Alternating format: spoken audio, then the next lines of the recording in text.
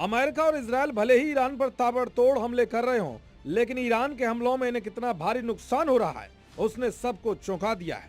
Iran को यह ताकत कहीं और से नहीं बल्कि रूस और चीन से आ रही है।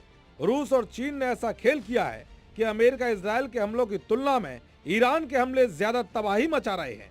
रूस और चीन कैसे ईरान के लिए चट्टान की तरह काम कर रहे हैं, इसका खुलासा खुद ईरान ने ही कर दिया है। जी हां, ईरान के विदेश मंत्री अरागची ने बहुत बड़ा बयान दिया है। एक मीडिया इंटरव्यू में अरागची ने कहा कि मैं दुनिया के सामने अपने मित्र देशों के साथ सहयोग की संपूर्ण जानकारी नहीं रख सकता, लेकिन मैं ये कह सकता हूं कि इन मित्र देशों के साथ हमारा पुराना सहयोग रहा है। ये साझेदारी आज भी कायम है और मैं कामना करता हूं कि ईरान से मित्र देशों का सहयोग भविष्य में जारी रहेगा। ईरान के विदेश मंत्री ने किसी देश का नाम नहीं लिया, लेकिन ये स्वीकार किया है कि रूस और चीन के साथ उनका सहयोग जारी है।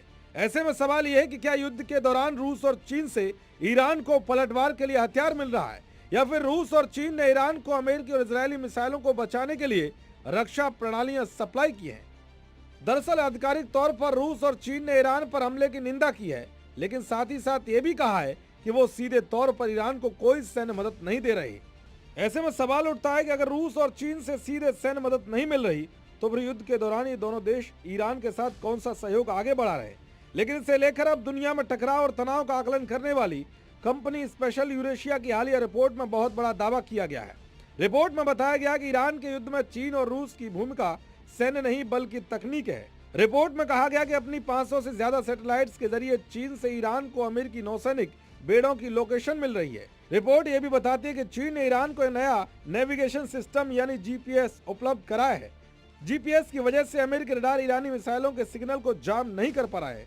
इसी वजह से ईरान की मिसाइलें टारगेट को तबाह करने में कामयाब हो रही हैं। पिछले साल जब ईरान और इजरायल के बीच 12 दिन तक युद्ध हुआ था तो अमेरिका ने इसी तकनीक का इस्तेमाल करके ईरानी मिसाइलों को भटका दिया था, लेकिन इस बार ईरान को चीन का जीपीएस सिस्टम मिल गया है।